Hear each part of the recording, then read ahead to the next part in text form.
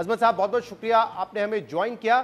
عظمت صاحب سب سے پہلے یو ایس کے پرسپیکٹو سے بات کرتے ہیں. ڈونلڈ ٹرمپ نے کہا اس سے جو امریکنز ہیں ان کے لیے جاب کریشن ہوگی, ان کو امپلائمنٹ ملے گی, اور پھر دوسری طرف وہ یہ بھی کہہ رہے ہیں کہ اگر یہ کمپنیاں ریٹین کرنا چاہتی ہیں غیر ملکی لوگوں کو تو پھر ان کو اضافی فیس دینا پڑے گی جس سے ہم پیسے بھی کمائیں گے.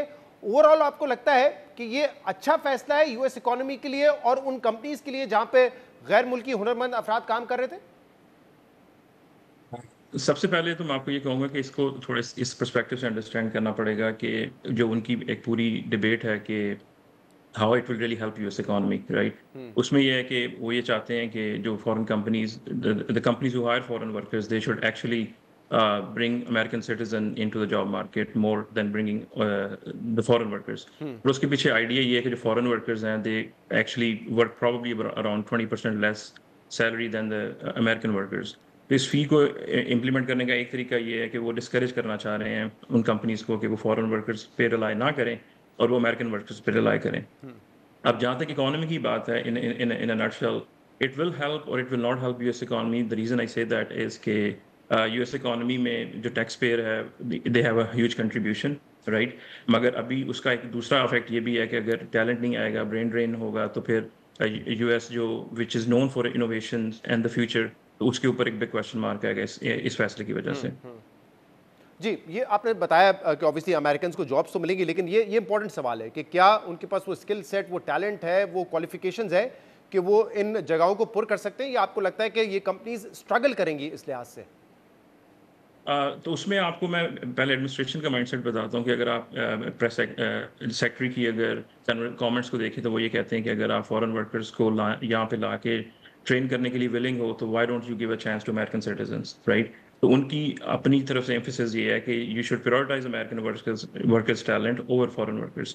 تو کویشچن مارک پھر وہی ہے کہ کیا امیرکن سٹیزنس جو ہیں وہ اس گیپ کو فل کر پائیں گے, اور ابھی تک جو مجھے لگتا ہے کہ we will have a big reset, especially in the technology and IT industry. اس کا ریزن یہ ہے کہ آئی ٹی انڈسٹری کا جو میجر ریلائنس ہے وہ ورکرز جو انڈیا سے اسپیشلی آ رہے ہیں ان کے اوپر بہت زیادہ ہے, اور I think that will certainly will take lot of time to adjust and then get to a point where we are today. Right. اور یہ کیونکہ آپ نے کہا کہ جو امریکنز ہوتے ہیں obviously they are more highly paid compared to جو فارنرز آتے ہیں کام کرنے کے لیے, تو کیا اس سے بہت بڑا فرق پڑے گا کاسٹ میں بھی ان کمپنیز کی, چاہے وہ ٹیک کمپنیز ہوں یا انڈسٹریل سیکٹر میں ہوں؟ بہت زیادہ فرق پڑے گا. اس کا ریزن یہ ہے کہ آپ یہ $100,000 کی fee which I can kind of do the calculation my head کرنے کا مقصد ہی یہ ہے کہ جو cost of bringing foreign worker اور امیرکن سٹیزن ہے اس کو ایک لحاظ سے ایک برابر لایا جائے. تو کمپنیز کے لیے کوئی انٹرسٹ باقی پیچھے بچ نہیں جائے گا کہ why should I bring an foreign worker جس میں مجھے کاسٹ تو سیم پڑ رہی ہے, رائٹ. تو یہ فی امپلیمنٹ کرنے کا مقصد بھی یہی ہے کہ اگر آپ نے کاسٹ کو بریک ایون کر دیا between foreign worker and American citizen, تو what is there left for American companies to consider کہ بھائی ہم فورن ورکر کو کیوں لے کے آئیں. That's I think one idea they have behind this fee schedule. اور ہم انڈیا پہ تو بات کرتے ہیں کیونکہ سب سے زیادہ H1B ویزا یوزرز جو ہیں وہ انڈینز ہیں, لیکن پاکستان کے حوالے سے بتائیے گا کیا ہمارے جو ڈاکٹرز وغیرہ خاص طور پہ جاتے ہیں بعد میں تو ان کو شاید گرین کارڈ اور پاسپورٹ مل جاتا ہوگا, لیکن کیا وہ بھی H1B ویزا پہ کام کرتے ہیں, اور کیا بہت زیادہ پاکستان کے لیے بھی یہ نیگیٹو خبر ہے؟ میں پرسنلی اگر آپ کو نمبرز کے کانٹیکسٹ میں بتاؤں تو پاکستان کے لیے کوئی زیادہ نیگیٹو فگر اس لیے نہیں ہے کہ Pakistan H1B applicants are barely less than 2% to the whole $400,000 application count. تو پاکستان کے لیے I don't think so it's a bad news. More importantly I think it's for India and China. صحیح. تو انڈینز کے حوالے سے ذرا بتائیے گا کہ کتنا بڑا یہ ان کے لیے دھچکا ہوگا اور کیا کیا اس کے نقصانات ہو سکتے ہیں, کیونکہ ینگ انڈینز آتے ہیں وہاں پہ کام کرتے ہیں پھر واپس انڈیا جاتے ہیں اور وہاں پہ جو ٹیکنالوجی ٹرانسفر اور اسٹارٹ اپس اپنے شروع کرتے ہیں, اوور آل انڈین اکانومی کو کتنا اس سے نقصان ہو سکتا ہے, اور انڈیویجولس کو تو ہوگا ہی آف کورس. تو میں آپ کو اس کو فگرز کے پرسپیکٹو میں بتاتا ہوں کہ جو انڈیا کی ریمیٹنس اکانومی ہے وہ تقریباً $135 بلین کی ہے, اور اس میں سے $30 to $40 بلین جو ہے وہ امیرکن ریزیڈنٹس یا امیرکن ورکرز جو امریکہ میں کام کرتے ہیں وہ انڈیا میں ہر سال واپس بھیجتے ہیں. And from H1B perspective about 70% جو اپلیکیشنز USCIS کو ریسیو ہوتی ہیں اس میں انڈین سٹیزنس کی ہوتی ہیں. تو اس میں آپ دیکھ سکتے ہیں کہ the large chunk of the applicants who come for H1B is essentially Indians, right?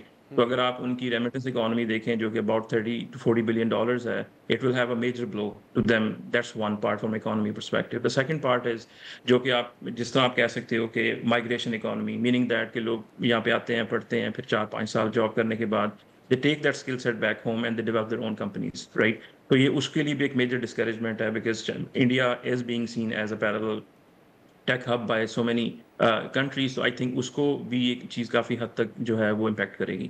Right. اور ہم نے دیکھا ہے کہ ڈونلڈ ٹرمپ جب سے پریزیڈنٹ بنے انہوں نے کئی ایسے غیر معمولی فیصلے لیے ہیں جس سے ڈبیٹ ایک تو ہے کہ امریکہ کی معیشت کو نقصان ہوگا یا فائدہ ہوگا, اس پہ لوگوں کے ڈفرینٹ پرسپیکٹیو ہیں, لیکن کئی ایسے فیصلے جو کہ ایسا لگتا ہے کہ اس سے انڈیا کو بہت زیادہ نقصان ہوگا. تو اس کی وجہ کیا انڈیا کو ٹارگٹ کرنا ہے؟ جیسے ٹیرفس اگر انہوں نے لگائے مختلف ممالک پہ تو سب سے زیادہ انڈیا پہ لگائے, یہاں پہ بھی اگر سب سے زیادہ نقصان ہو رہا ہے اس ویزا کا تو وہ انڈینز کو ہو رہا ہے. تو یہ انڈیا اسپیسیفک پالیسیز ہیں یا پالیسیز امریکن اسپیسیفک ہیں لیکن ان کا امپیکٹ انڈیا پہ زیادہ ہے؟ تو اس کو سمجھنے کے لیے آپ کو تھوڑا سا اس طریقے سے دیکھنا پڑے گا کہ in the last couple of decades U S itself promoted India lot, right. ان کے لیے بہت سافٹ پالیسیز رکھی تھیں. اب بات یہ ہے کہ Donald Trump is at least policies all about fairness کہ امریکا فرسٹ. تو اس میں اگر آپ دیکھیں کہ اس سسٹم کے سب سے بڑے بینیفیشری کیونکہ انڈینس تھے فار دا لانگسٹ ٹائم, اب یہ ہو رہا ہے کہ when that reset button is being pressed تو اس کا جو سب سے زیادہ امپیکٹ ہے وہ بھی انڈینس پہ ہی جا رہا ہے. تو I personally don't think it's a Indian centered policy. It's more or less resetting the whole either financial architecture or immigration architecture or the work visa architecture تاکہ اس کے تھرو American citizen کے لیے opportunity کو promote کیا جا سکے. اور professor عظمت یہ بتائیے گا کہ کیا یہ کوئی ایسا فیصلہ ہے جس کو چیلنج کیا جا سکتا ہے کورٹ آف لاء میں, کیونکہ یہاں کوئی پابندی نہیں لگائی ہے لیکن پریکٹیکلی بڑا مشکل کر دیا ہے. کین دس بی چیلنج یا یہ اپلائی اور امپلیمنٹ ہو جائے گا فوراً؟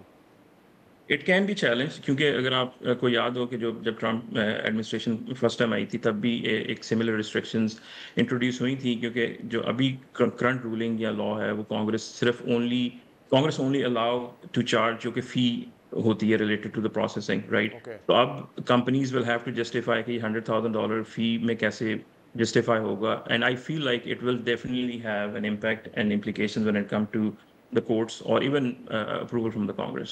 Right. آپ سمجھتے ہیں کہ فیصلہ کورٹ سے اوور ٹرن ہو سکتا ہے؟ یہ ہو سکتا ہے کیونکہ اس کا ریزن یہ ہے کہ جو کانگریس کی ریگولیشنز ہیں وہ کلیئرلی اسٹیٹ کرتی ہیں کہ یو کین اونلی چارج دا فی, right, which will used to be very very minimal. اور اگر آپ اب کمپنیز کو $100,000 چارج کر رہے ہو تو you have to justify the legality of that as well. And I personally feel it will certainly have its time in the court and may get questioned from them as well. Right.